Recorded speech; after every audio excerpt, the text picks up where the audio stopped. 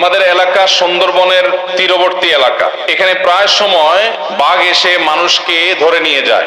কোনো ব্যক্তিকে বাঘে ধরে নিয়ে গেলে তার স্ত্রীকে বাঘ বিধবা বলা হয়। সমাজে তাকে অপয়া মনে করা হয়, ভিন্ন চোখে দেখা হয়। এ বিষয়ে কিছু বলবেন ভাইরা আমার?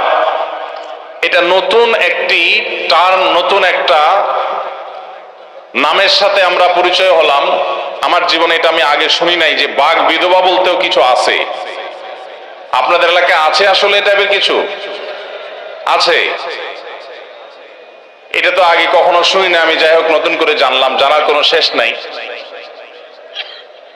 যেহেতু মাহফিল স্থলের খুব কাছেই সুন্দরবন, খালের অপর প্রান্তেই সুন্দরবন, অতএব বাঘ আপনাদের এলাকায় অনেক সময় ঢুকে পড়ে, হামলা করে গরু ছাগলের উপরে, মানুষের উপরে।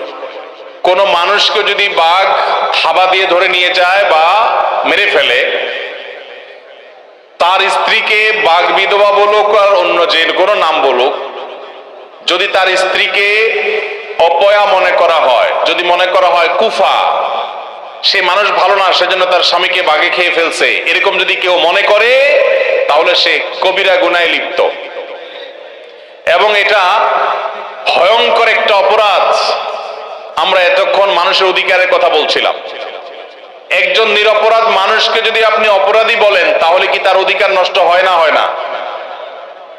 কোন মানুষকে যদি আপনি খারাপ বলেন অথচ সে খারাপ না, তাহলে আপনি তার অধিকার নষ্ট করলেন।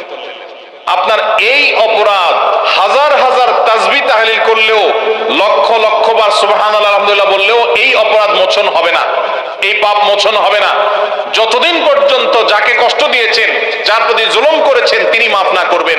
ভাইরা আমার, একজন নারী, একজন মহিলা তার স্বামীকে যদি বাঘে থাবা দিয়ে নিয়ে যায় বা মেরে ফেলে, তার জীবনের সবচাইতে বেদনাদায়ক অধ্যায় এটা। আমাদের সমাজে মেয়েরা স্বামীর উপর নির্ভরশীল। এই গ্রামাঞ্চলে অভাবী পরিবারের মানুষ হিসাবে স্বামীটা মারা গেলে অসহায় হয়ে যায়। এই অসহায় নারীকে সমাজের প্রত্যেকটা মানুষের কর্তব্য আশ্রয় দেওয়া, তাকে সহযোগিতা করা, তাকে সান্ত্বনা দেওয়া, তার পাশে দাঁড়ানো।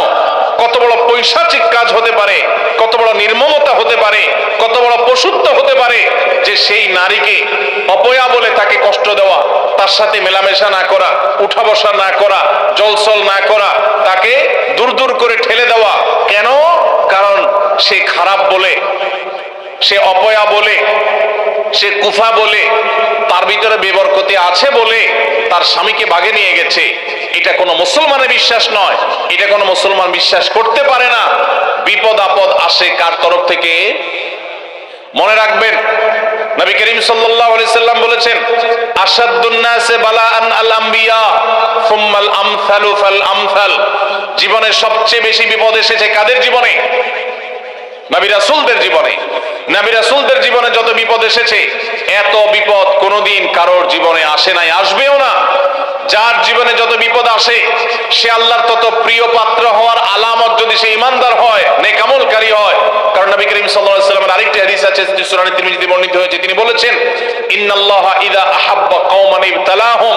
আল্লাহ কাউকে ভালোবাসলে বোঝার উপায় কি? যাকে ভালোবাসে তাকে পরীক্ষা নেয়।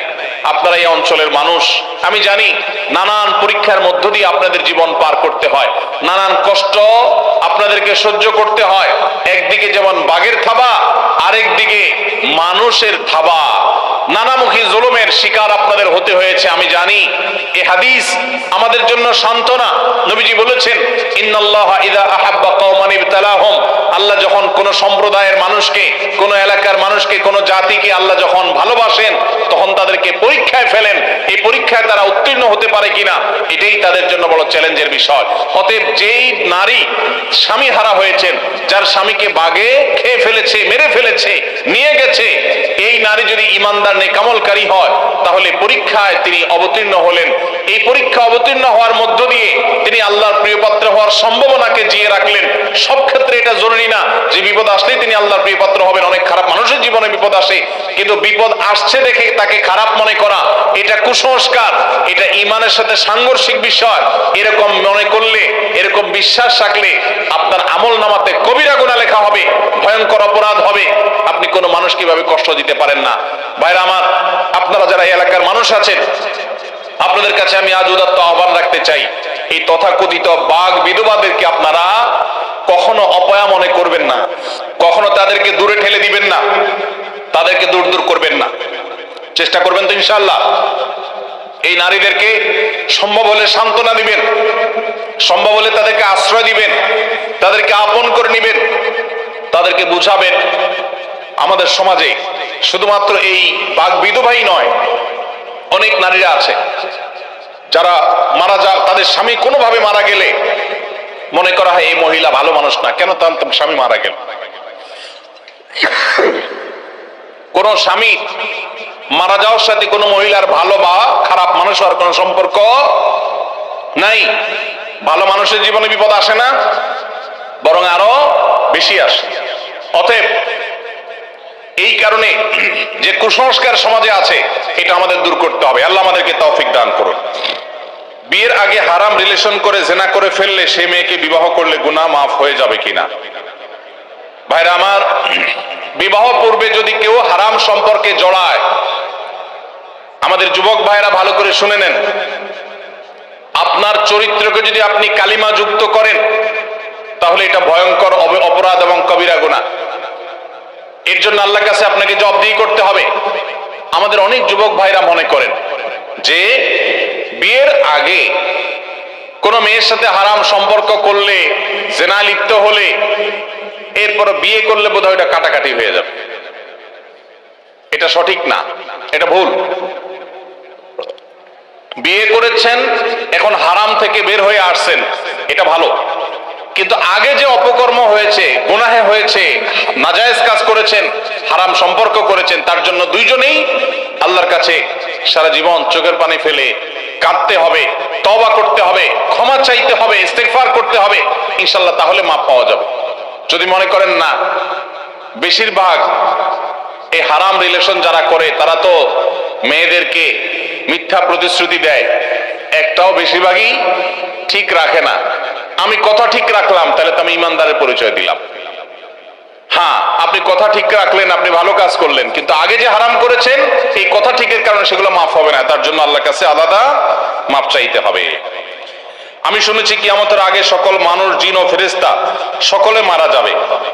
প্রশ্ন হলো, তাহলে কিয়ামতের দিন জাহান্নামের ফেরেশতা মালিক সহ অন্যান্য ফেরেশতারা কোথা থেকে আসবে? বা 70,000 ফেরেশতা যে জাহান্নামের নাকে শিকল দিয়ে টানবে, এনারাই বা কোত্থেকে আসবেন একটু জানাবেন। ভাই, কিয়ামতের আগে আপনারা জানেন ইসরাফিল যখন সিংহা ফুৎকার দিবেন সবাই শেষ হয়ে যাবে। মানুষ তো মানুষ, ফেরেশতারাও শেষ হয়ে যাবে, মালাকুল মউতও শেষ হয়ে যাবে। আপনারা এই হাদিস শুনেছেন। এখন প্রশ্নকর্তার প্রশ্ন হলো, সবাই যখন মারাই গেছে, তাহলে কিয়ামতের ময়দানে যে বিভিন্ন ফেরেশতাদের দায়িত্ব বন্টন হবে, দায়িত্ব পালনের কথা হাদিসে বলা হয়েছে, তারা তো মারাই গেছে, আবার তারা কোত্থেকে আসবে? এর উত্তর হলো, আল্লাহ রাব্বুল আলামিন আবার সবাইকে জীবিত করবেন, মানুষ সহ সকল ফেরেশতা, সকল মানুষ। সেই পৃথিবীর প্রথম মানুষ আদম আলাইহিস সালাম থেকে নিয়ে কিয়ামত পর্যন্ত যতজন মারা গেছে, আল্লাহর এক আদেশে আবার সবাই জীবিত হয়ে উঠবে। এর নামই তো হাসর। অতএব ফেরেশতারা কোত্থেকে আসবে, আশা করি এখান থেকে আপনি বুঝতে পারছেন।